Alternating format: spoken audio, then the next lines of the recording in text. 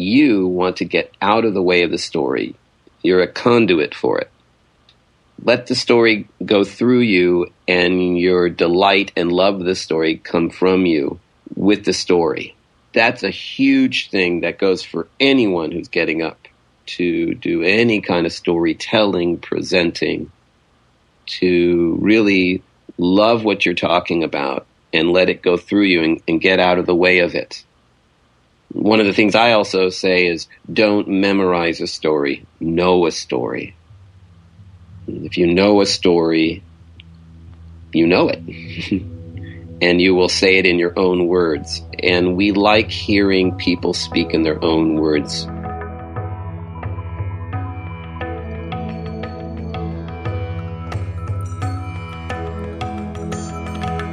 Namaste. You're listening to the Savannah Podcast. Join us on an exploration of Eastern spirituality, yoga philosophy, and conscious living for the new age. This podcast is a production of SavannahSpirit.com, where you can find a large selection of Om and yoga clothing, spiritual jewelry, and unique fair trade gifts from the Far East. Now here's your host, Ashton Szabo. Greetings, everyone. Welcome to the Savannah Podcast, where we explore Eastern spirituality, yoga philosophy, and conscious living. I'm your host, Ashton Szabo, and I am really excited about today's show. As many of you know, storytelling is a big part of what we do here with the podcast, but for the most part, the story episodes have been done by myself, and I've been really wanting to get some other storytellers onto the show. I had the joy of going to the Sierra Storytelling Festival a few weekends ago here in Nevada City, California, and I was surrounded by all kinds of great storytellers. One of those great storytellers is Michael Katz.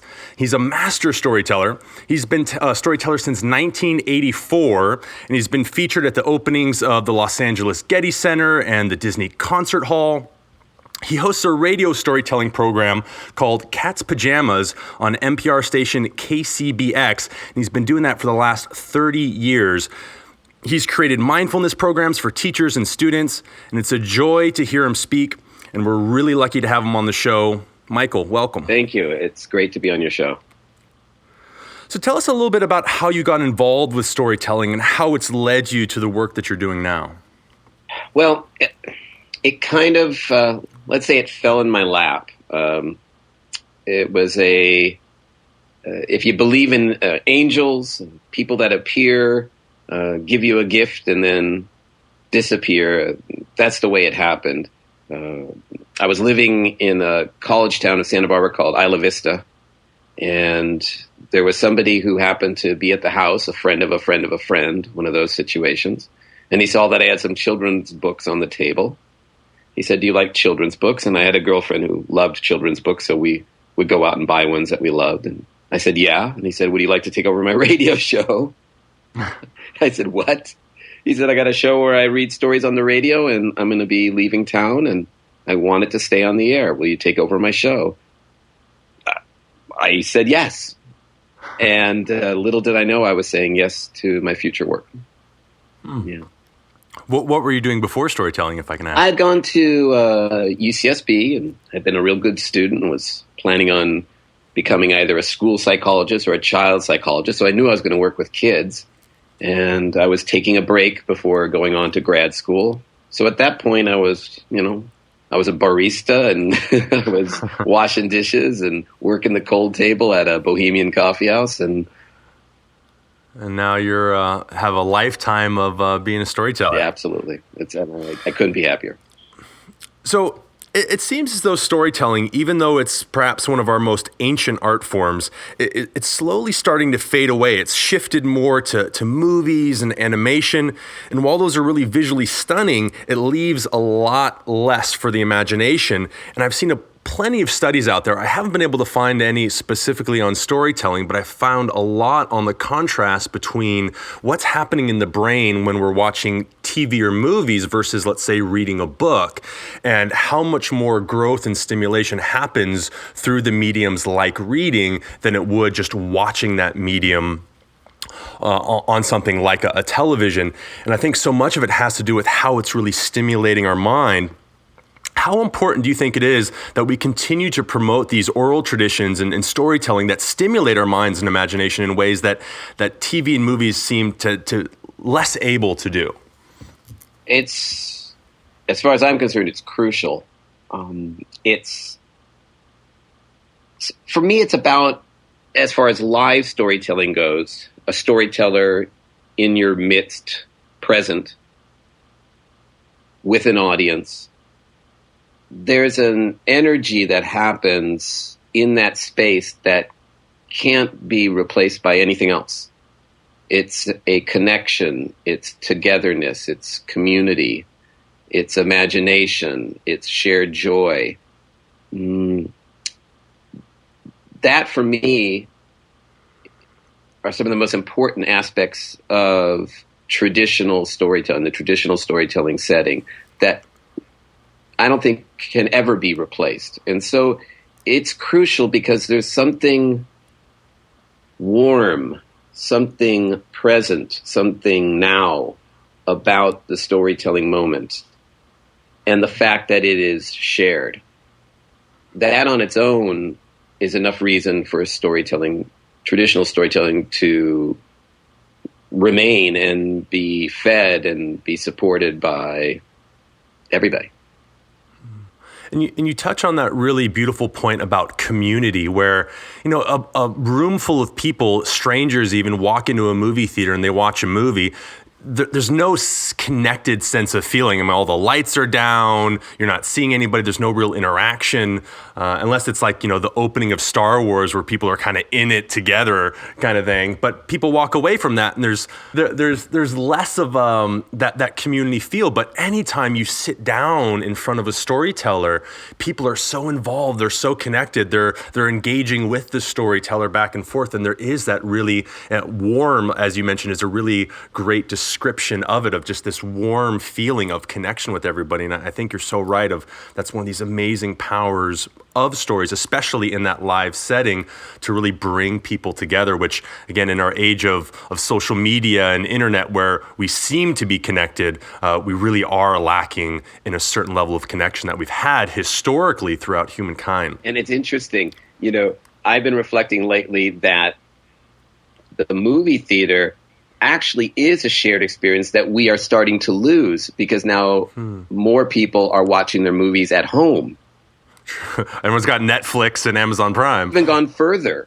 So even that level of sharedness, theaters are having difficulty right now. So even if I was to say there's something wonderful about the traditional form of storytelling that I do, where the lights are on in the audience. I want to see the audience. The audience knows that they are seen. We are all together in this experience. Even something a little bit more removed, theater where the lights are out, or movie theaters where the lights are out, even that is starting to disappear and not be as supported. So it really is a call out for us to experience that shared time. Absolutely.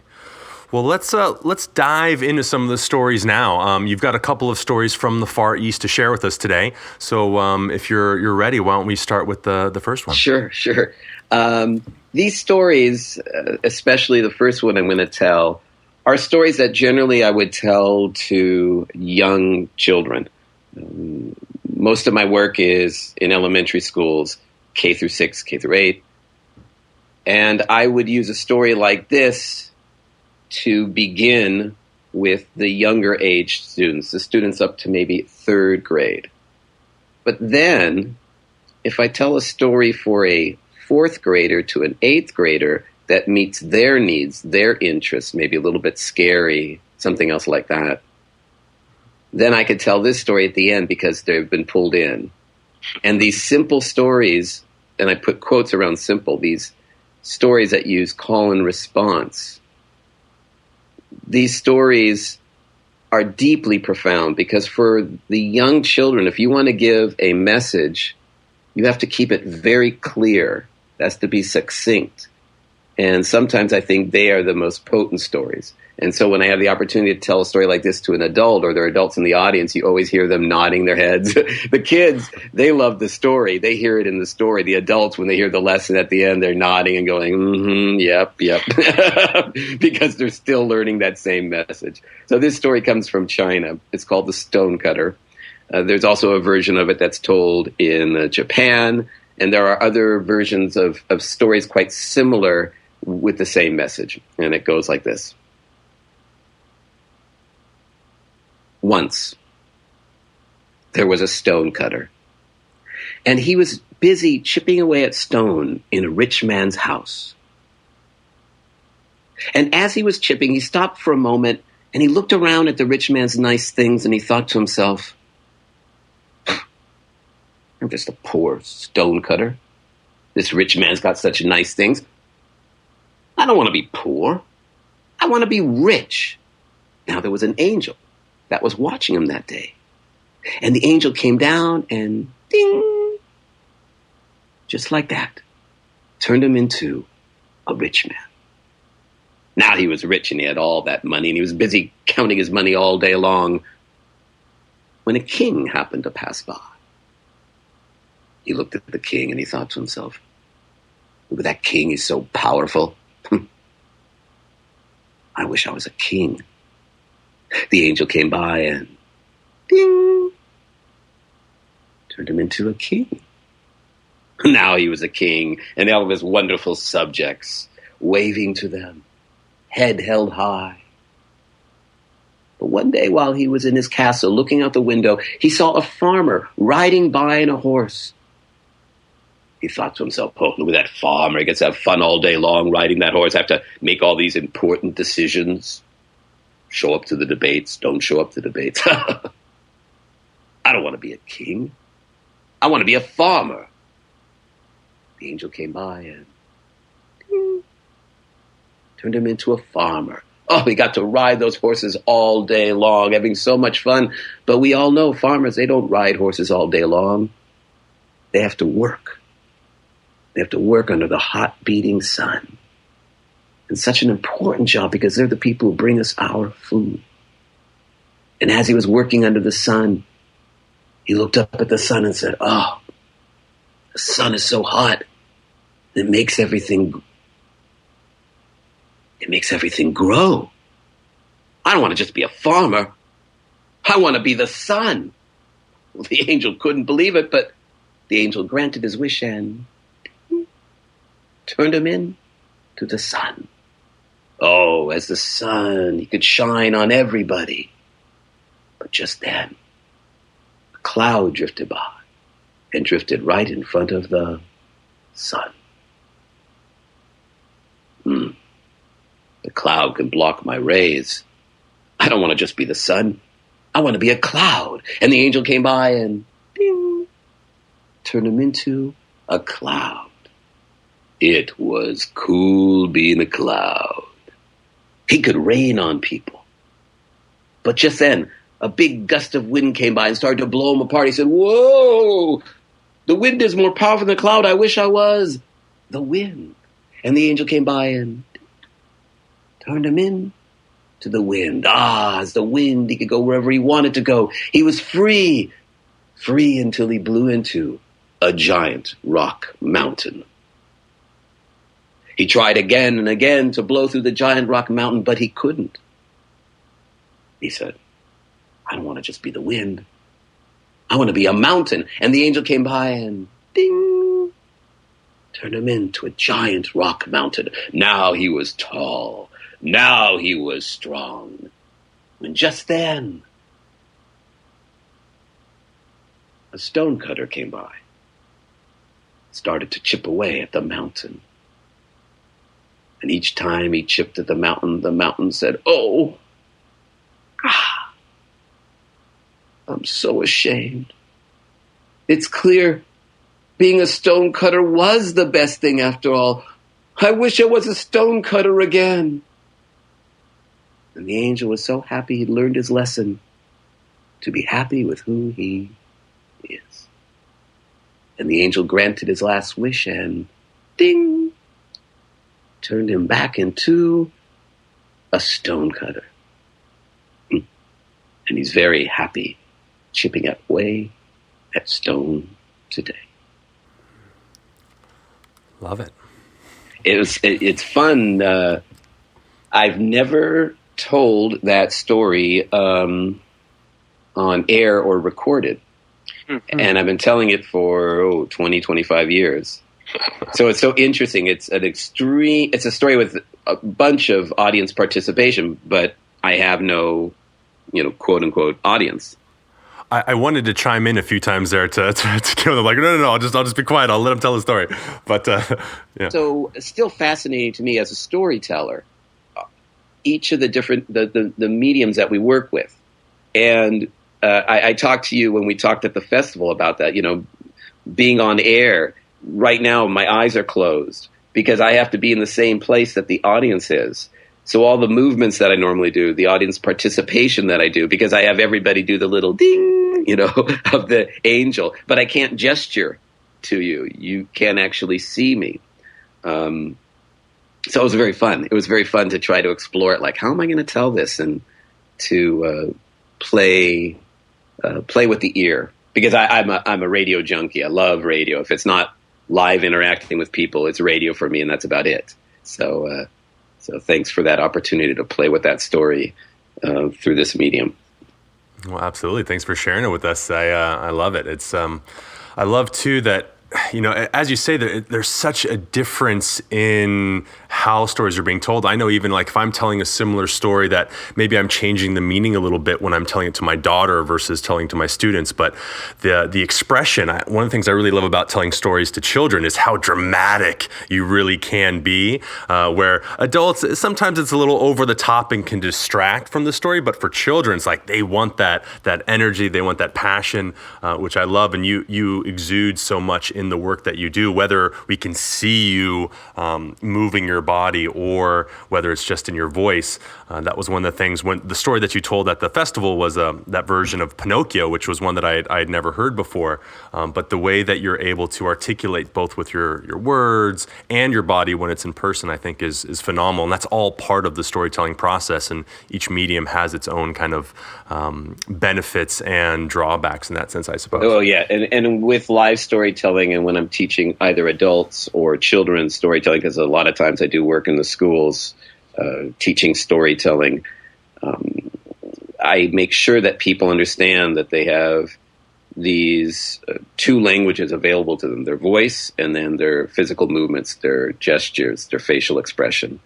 And so to begin, they'll tell a story that they've learned, and usually just focusing on the words is enough because you're trying to recall the story and find your own language for the story. And then I'll have them explore it purely with movement. I'll tell the story so they don't have to worry about the words, and have them explore it in their bodies and in what I call the storytelling landscape, the world that's around them, so that they can create the world of the story through their movement or a gesture or a look, so that we can see it, even though the stage is completely empty where they'll be telling. And then the goal is to put it all together then. Yeah. So you've got another story for us as well, correct? Yes, and let's see, I'm trying to see if this will be the same. Same thing. I've never done it through just a purely audio form, so this will be interesting because this story's got a lot of physical aspects to it. It was the one story that I actually told twice there, and it's got a crazy prop to it. This story is a Jataka story, and Jataka stories come from India. They're stories about different incarnations of the Buddha, and often these characters are animals. There's one character that will act skillfully, and there's one that will always be acting not skillfully. And hopefully there's always a lesson at the end of it. Sometimes the characters learn it in their life, or they leave us with the lesson. And this one is called The Magic of Patience. And these stories, by the way, they're not sure how old these stories are, but the range usually is somewhere between 1,600 years ago to 2,300 years ago. Long ago, in the jungles of India,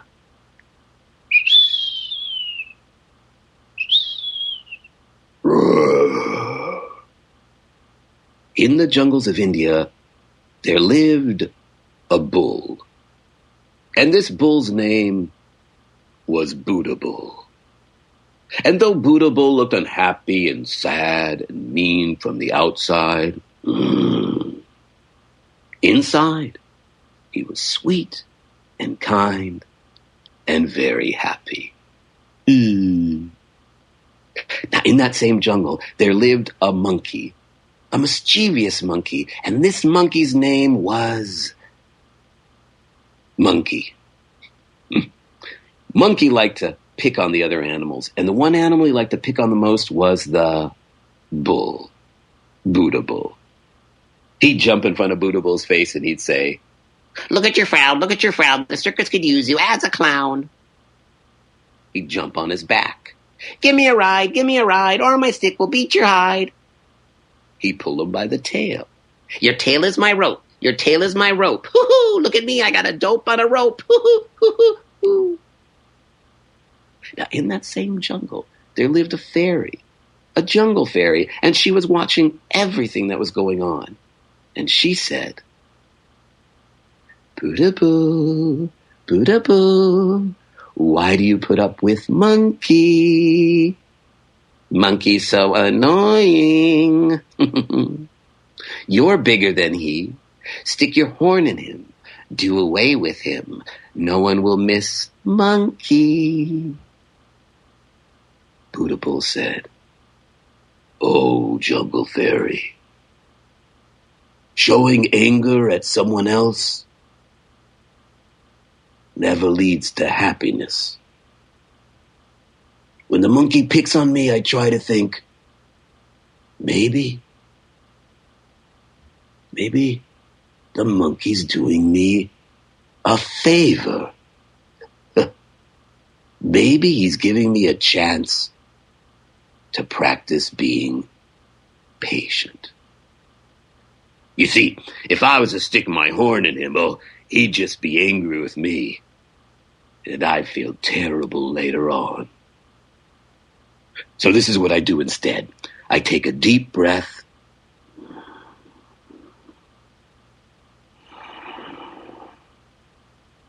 and I think to myself, poor monkey. Somebody must have done something bad to him, or he must be doing something bad to himself for him to be so mean to me.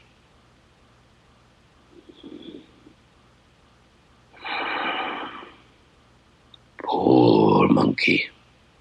He must be lonely because he doesn't know how to make any friends."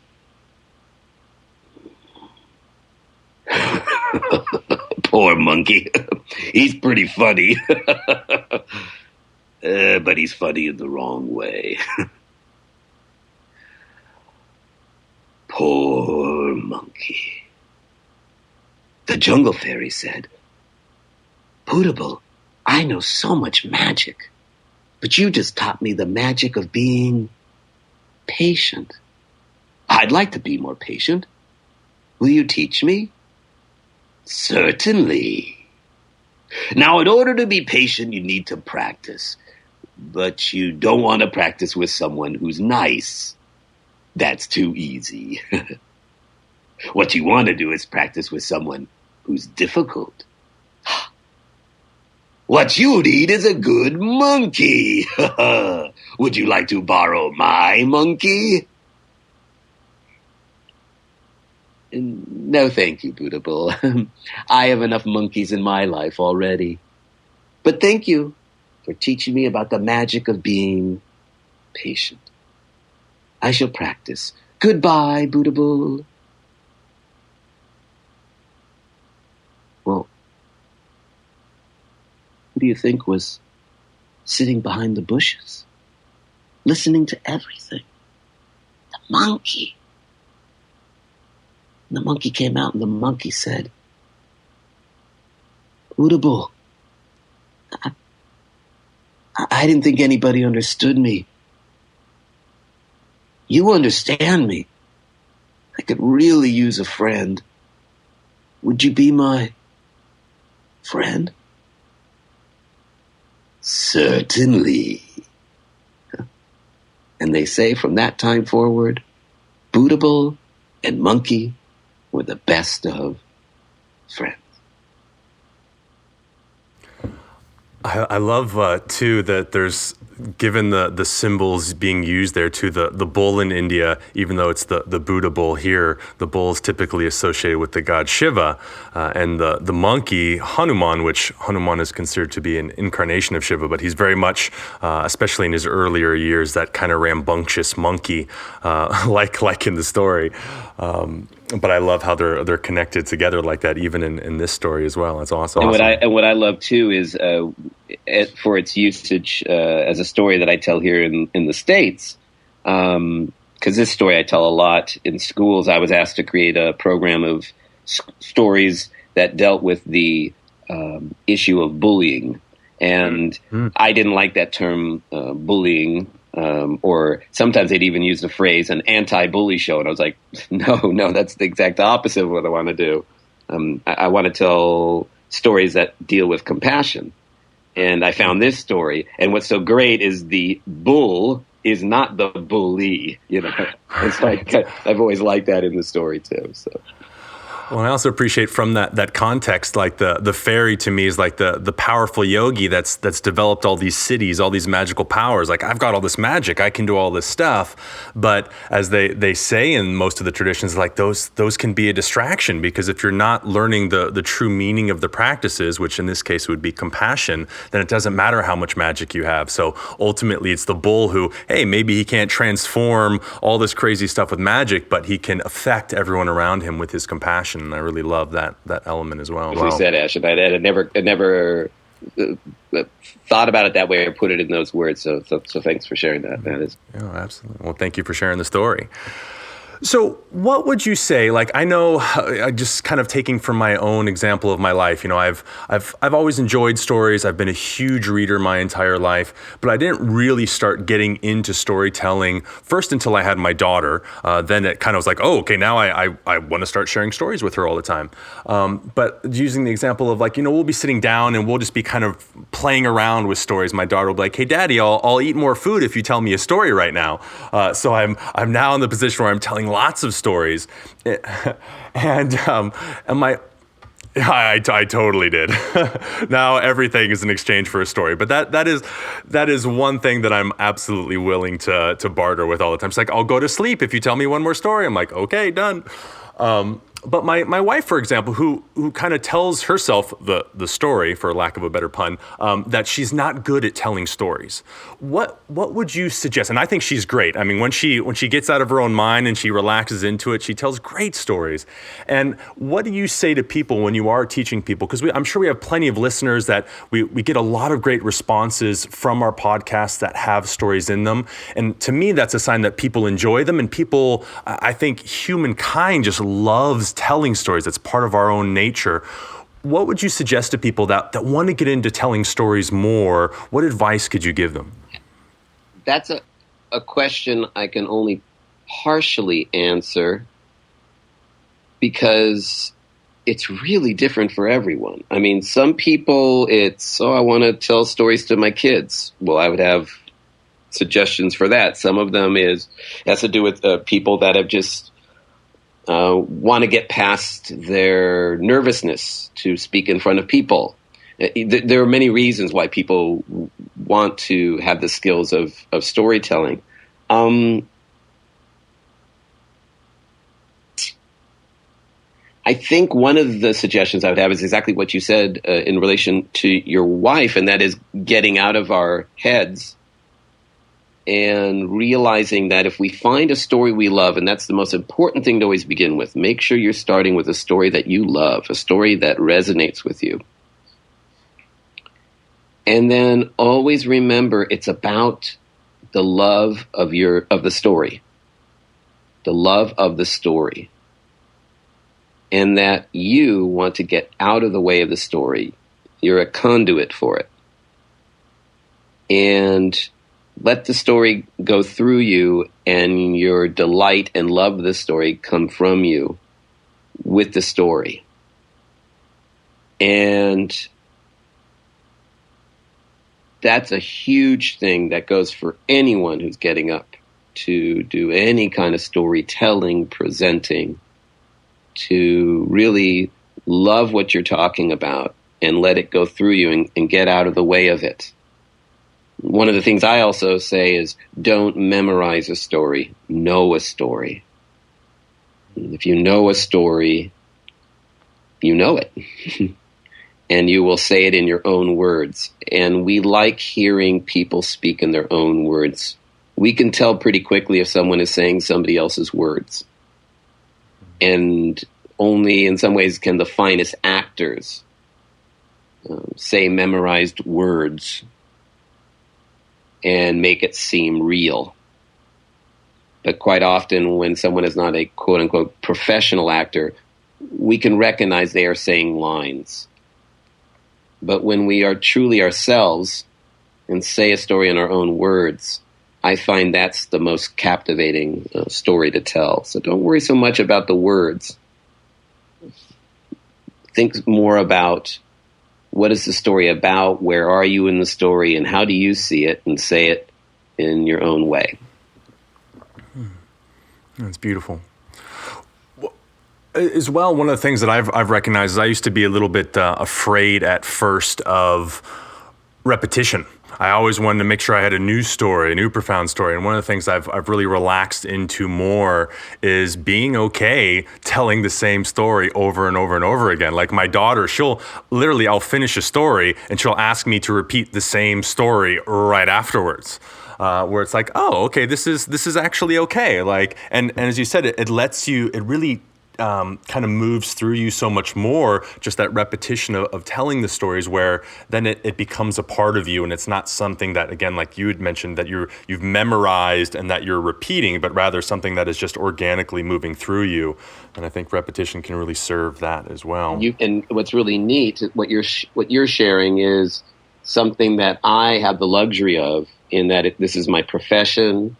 I perform, I have 100 performances in a year. And some of these stories, by this point, I've told literally 1,000 times.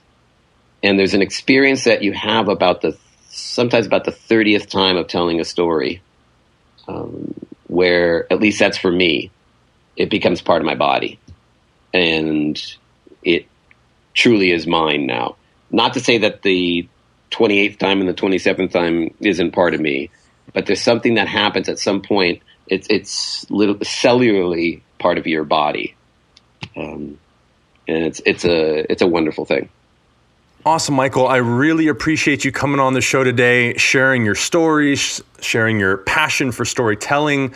I know you've got content out there. You've got DVDs, all kinds of things online. You've got courses that you do. Where can people find out more about your work and what you're doing? The best way for people to find out about me is to go to my website. It's www.storytellermichael.com, and all my contact information is there. And you can find out about my CD or DVD there. But you also will get my contact information. And I'm welcome. One of the best things to do is to drop me an email, and if you have a question about storytelling, want to find out more, or if you live in a certain part of California, the United States, or even outside of the United States, you can always find out when I'm coming to that area. And I have a mailing list as well that you can join. And in that mailing list, you let me know where it is you live, so I can let you know just when I'm in your area and not bother you with other things. Awesome. Well, thank you again for coming on the show today, Michael. I really appreciate it. I hope people go and find out more about your stories, because you're an amazing storyteller. I really appreciate you. And thanks for being on the show today. For all of our listeners out there, I hope you've enjoyed as much as I have. Please go check out Michael's website and the work that he does. Hope you've enjoyed listening as much as I have, and have an amazingly present moment. Namaste. Hey everybody, thanks for listening to the show today. Please go over to iTunes, write a review, let us know what you think. It helps us in creating new content for all of you. It also helps new listeners get a sense of what to expect from the show. We really appreciate your feedback. Thanks again for listening. Namaste. You've been listening to the Savannah Podcast. To find out more about Savannah, go to savannahspirit.com or follow Savannah on Facebook at facebook.com/Savannah Spirit. For daily inspiration, check out our blog at savannaeast.com. Be sure to join us next week for a new episode, and thank you for listening to the Savannah Podcast.